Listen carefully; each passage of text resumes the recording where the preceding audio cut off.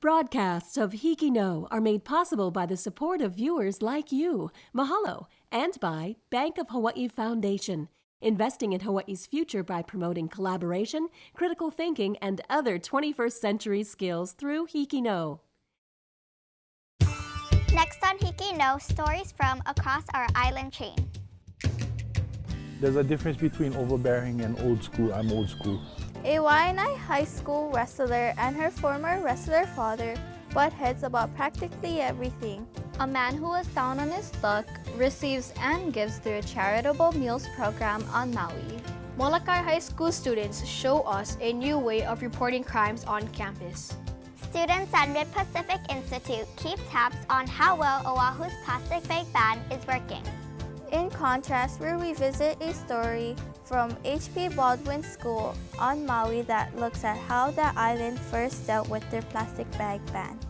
And from Chiefess Kamakahele Middle School on Kauai, the amazing story of a young woman who designed and built a wheelchair for her disabled dog.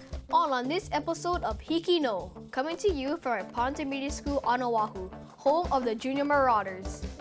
That's next on the nation's first statewide student news network, HIKI No. Can do!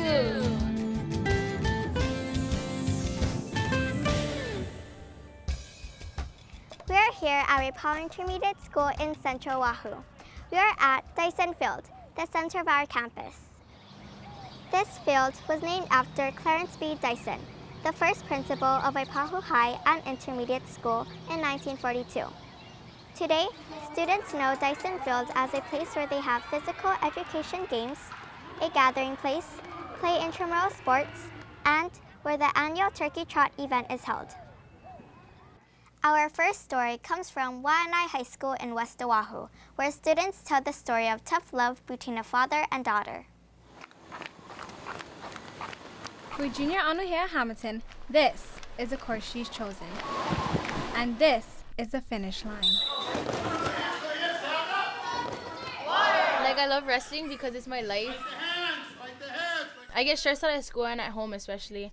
But when I'm wrestling, that's when I find my release. I may be mentally exhausted and physically sore, but it's like my escape from reality.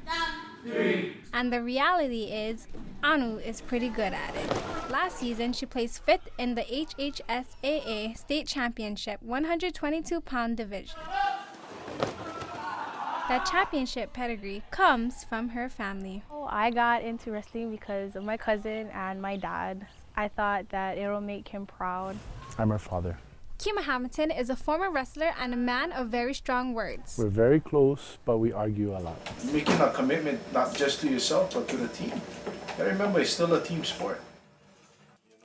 It's very overwhelming. It's frustrating. Like over the summer, we got into this big argument where we didn't talk for a week because I didn't do what he wanted me to do. Studies have shown that parents who motivate their student athletes too hard can put them on a collision course with high levels of stress and other forms of abuse like drugs or alcoholism. This overbearing relationship persists and the child doesn't feel that the parent is listening to their concerns. This is just the beginning of second quarter, right? Yeah, I know that. Well, on my way, I buy special food for you. You get protein. I do eat. It can actually cause significant problems in the parents and the child's relationship. Ready?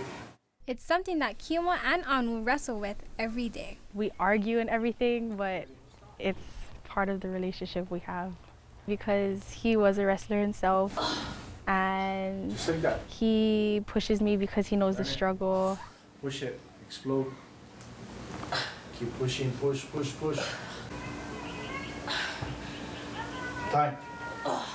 Because I push her very, very hard. You're swinging. You gotta go all the way down. In the end, every disagreement always comes down to what's best for Anu. What I'm basically doing is, and my wife, is we basically just trying to prepare her for after school. Because it's a cruel world out there. In an attempt to set her up for a successful future, Anu's dad strives to bring out the best in her. All parents, I believe, want the best for their children. They want their children to succeed. They want their children to have wonderful opportunities. There's a difference between overbearing and old school. I'm old school. And so far, old school seems to have Anu on a course to success. I benefit a lot from him because if it wasn't for him, then I wouldn't be placing in states. I wouldn't be doing like all the good things I'm doing right now. This is Jasmine Kalikcho from Waianae High School for HIKI No. Stay tuned after the show to find out what students who produced this story learned from their experience. We're back at Wipahu Intermediate School in Central Oahu. Did you know this basketball court used to be a school office when Waipahu Intermediate was part of the high school?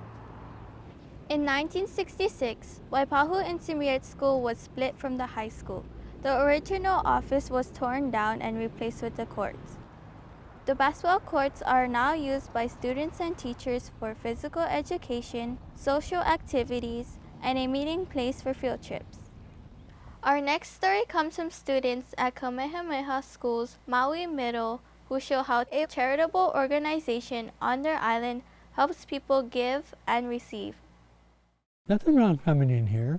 It's all good people. We're all Christians. We're all good people. Some Maui residents struggle to get food to eat and rely on local agencies such as Feed My Sheep Maui for assistance. Now one man who receives a weekly donation of food finds a new purpose in life through giving back to his community. Somebody asked me if I'd like to help out. I said, sure, why not? I do work at the church. I give out food there too, so I do what I can. You want to pay for it? You want to pay for it? Gary Camp wasn't always dependent on help from others, but unfortunate incidents happened in his life that put him in his current situation. I was in a car accident twice. These car accidents left Gary injured and unable to work. An organization called Feed My Sheep Maui, which provides assistance with food and emotional support, was there for him. I started giving them food. I started going and buying groceries and just handing it to them. We all used to pack it up, deliver it, hand it to them. Churches started getting involved, and then it just kept growing. Even though Gary faced many ups and downs, he found a place where he felt welcome.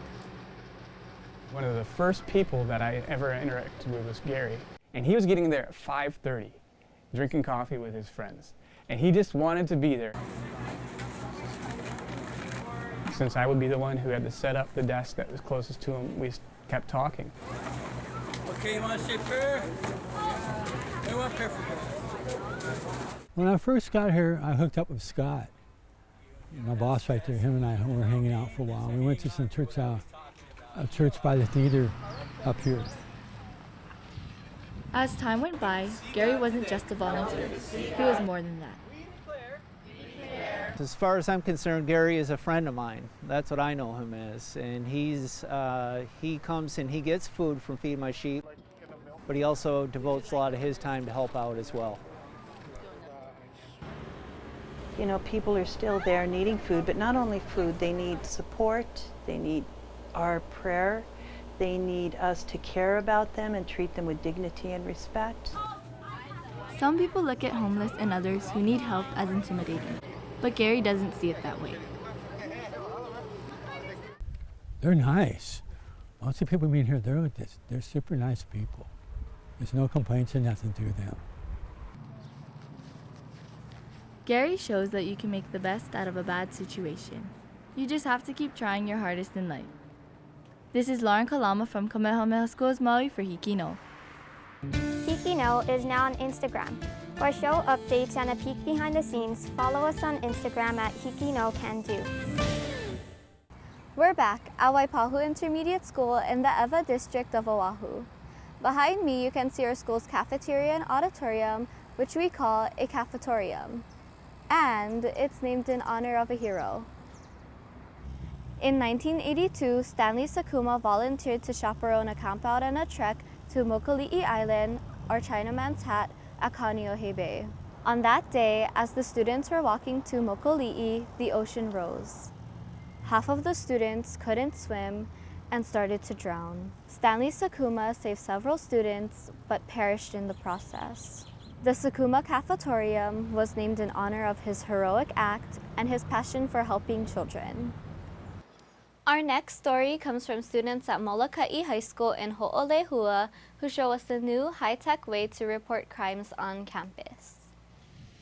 Molokai High School's resource officer, along with Maui County, are now using a new school safety and awareness program called Text a Tip. Text-to-tip allows a person to stay anonymous when they report an incident that may seem dangerous or wrong, such as bullying, fights or pre-fights, vandalism, theft, or drug use.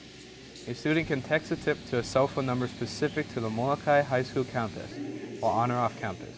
The tip goes straight to the school resource officer, the vice principal, and the principal. If your school has the text-a-tip program, follow these simple steps to ensure you always have the number. Step 1, open contacts. Step 2, input your school's text-a-tip number for easy access. Step 3, add a new contact called text-a-tip. This way you always have the number in case you need it in an emergency. This is a great way to keep the campus safe, and it allows students to report an incident without their friends or school administration knowing, because the person who sends the text stays anonymous. In our next story, students from Mid-Pacific Institute check out how some retailers are making use of a loophole in Oahu's plastic bag ban. In the state of Hawaii, discarded plastic bags are one of the top pollutants in our environment.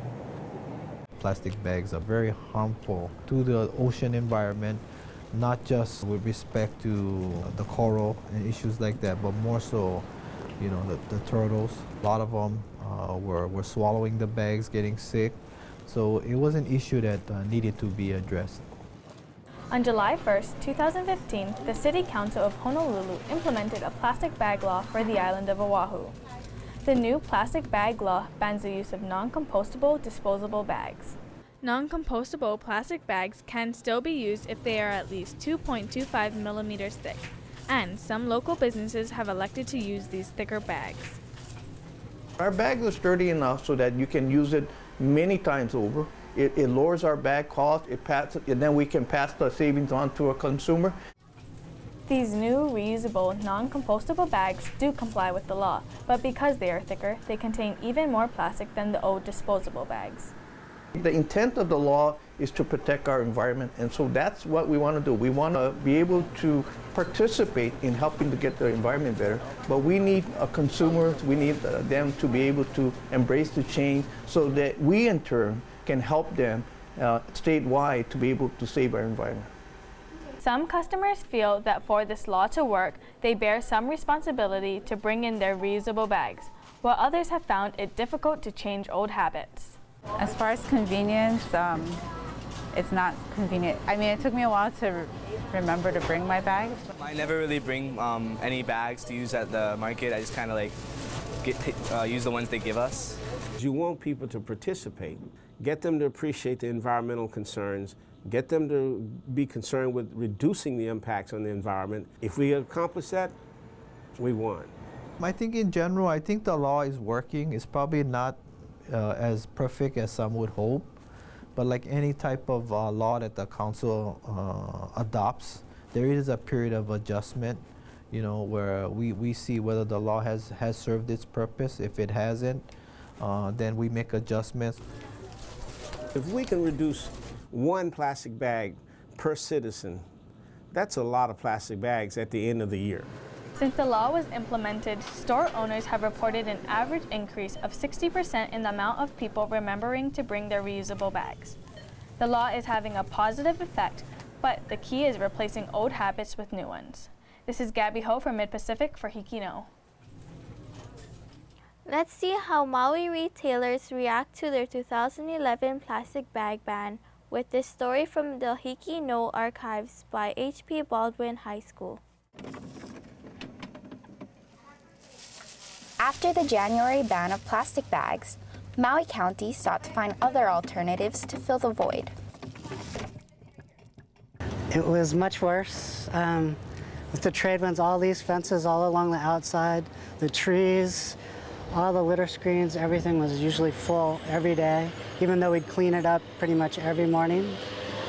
By the end of the day, everything was full again. The public, they used to come in and complain all the time. Nobody's come in, everybody that does come in, they're saying, oh, everything's so much cleaner. They look at the fences, the trees, there's not any bags on them. So yeah, there's a big difference. Some Maui businesses were already prepared for the ban. We've always had paper bags. We never used plastic before, so we didn't really have to change. As to go along with our mission and our vision for our company, we've always used recyclable bags. But we have one type of reusable bag that we sell. It's made of natural cotton, so it's actually a really good size bag. It's really durable. We call it clothing with a conscience. So it's all about being positive and helping the earth and being eco-friendly. But it's also forced many Maui businesses and residents to find other alternatives to plastic bags. We've been asked to take on the cost of the paper bag versus the plastic. The paper bag, the cheapest one that we found is about 8 cents per bag. The plastic, on the other hand, the cost of that was less than a penny. I always try to remember when I get out of my car to bring in a reusable bag, but if for some reason I forgot, I just carry it out myself or put it into my purse once I have purchased the products. Although the assumption is that the ban only affects businesses and consumers, the community had to find other alternatives for daily uses. It makes it very hard to clean up after my dog Marley. We've had to try different things like picking it up with newspaper and making a little scooper out of the newspaper, but that's kind of hard. I do travel a lot, and when I travel, what I do, because you can't bring the bags anymore, is like for my shoes, I line the bottom of my suitcase with my shoes, and then I put my jeans and things that are dark clothes on top, and then pack the rest of the way. As other islands mull over the banning of plastic bags, you can consider some of the alternatives used by Mauians. This is Monica Majano from HP Baldwin High School for HIKI No. Welcome back to our Parental Guidance School in Central Oahu. Behind me, you can see construction for the Honolulu Rail Transit, a new project that is estimated to finish around 2020. They plan to make this rail stretch from East Kapolei all the way to Ala Moana Center. Wipahu Intermediate started to get a close view of the rail in summer of 2015. This rail could be a great means of transportation, but every pro has its con. So far, construction of the rail in this area has resulted in many traffic jams, causing students to be late.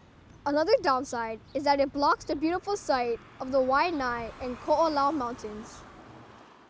Our final story comes from students at Chivas Kamakehela Middle School on Kauai, who shows us how ingenuity strengthened the bond between a girl and her dog. Haley and her dog Harley have been best friends since Haley was a toddler. Her father wanted her to grow up with not just a pet, but a true companion.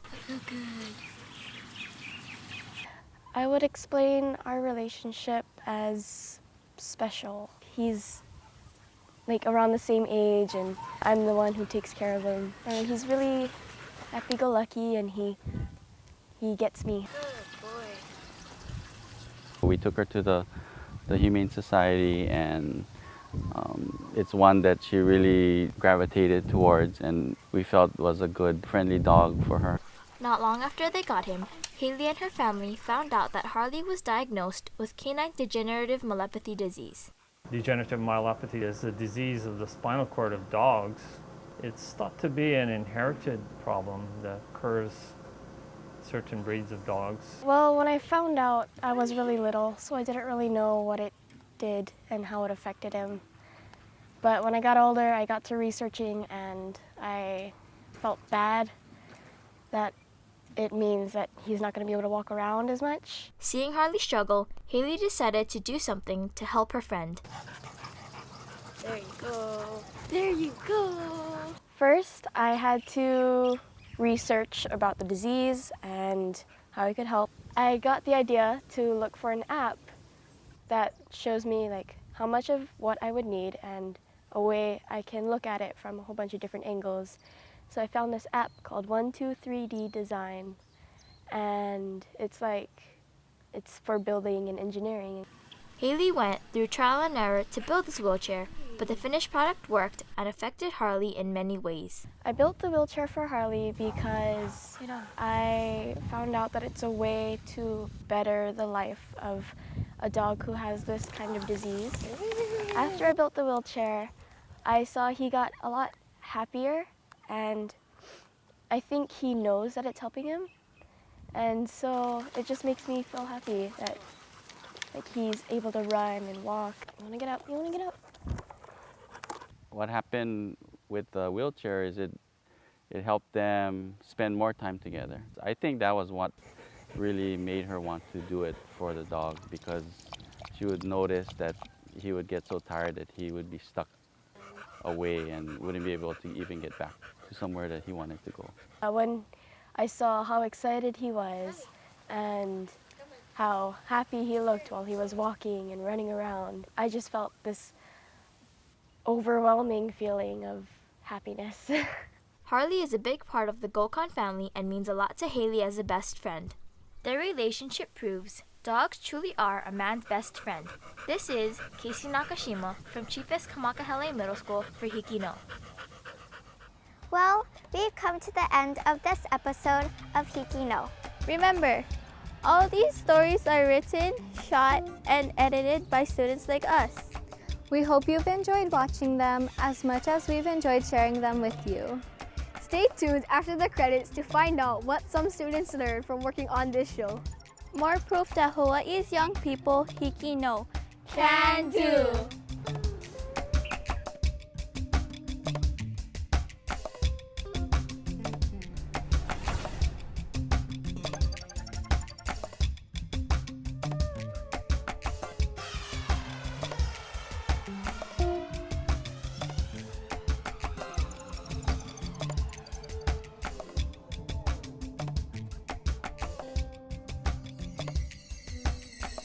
Stay tuned after the show to hear what students learned from their HIKI No experience. We did argue a lot over this story, but in the end it came down to finishing the story as a team, and when we got that done, we were very, very relieved and happy that we did it as a team.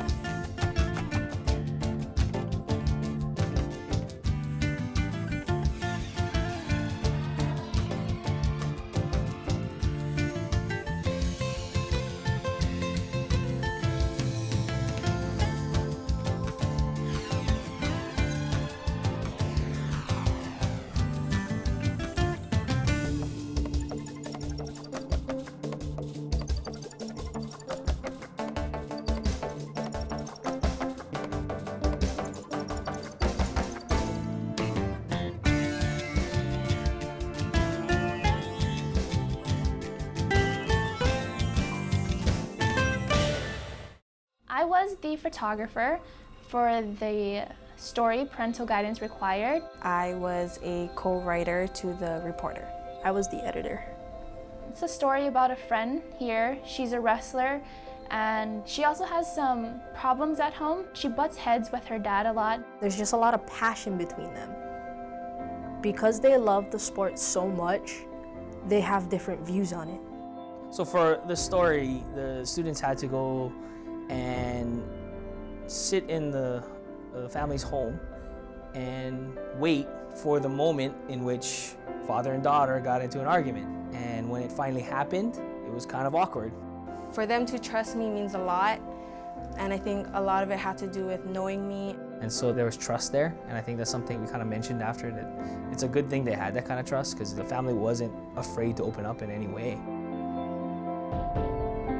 I guess the difficulties for the editor is that we have to wait for what the writer has and what the reporter has and what else clips we need to get from our videographer. And so with that in mind, you always have to think about what you can do to help them help you. Me and the rest of the people on the crew are really close friends, and I think that when it came to the time of high levels of stress, it had a type of effect on our relationship that we got upset with each other and we didn't know how to deal with it because we never really fought before. We did argue a lot over this story, but in the end, it came down to finishing the story as a team, and when we got that done, we were very, very relieved and happy that we did it as a team. For as much complaining as they do, I think when they look back on it, they always smile and they say it was a great experience. And I think that's something that, you know, when they grow up, they'll realize that a lot of who they are the experiences that they've built over the years. I was the reporter, editor, and writer for the Sacred Heart story on Miss Erin Flynn, the biology and physics teacher at Sacred Hearts Academy. I worked with Mariko Galton. We have very good work ethic together. We bounce off each other's ideas a lot. I'm the type of person that, wouldn't speak out. I would be the one that would kind of shy away from talking to others. But when I worked on the story with Kailani, I learned how to open up a little more and share my opinions and viewpoints on how to do something.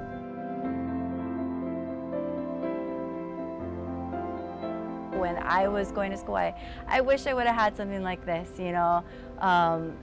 where I could make mistakes and learn from them in a kind of real world setting. What I learned from the HIKI experience was communication, but also understanding and the ability to take criticism and apply it. A lot of the time we are our own critic. We're the worst critic on ourselves, and a lot of the times it kind of hinders us from wanting to try new things. So I think if we can overcome that fear of failing or that initial intimidation and just finding that part of yourself, it's amazing. It makes you feel better as a person, and it really helps your self-confidence to say, yeah, I worked on this project and it turned out great. Broadcasts of HIKI No are made possible by the support of viewers like you. Mahalo, and by Bank of Hawaii Foundation, investing in Hawaii's future by promoting collaboration, critical thinking, and other 21st century skills through HIKI No.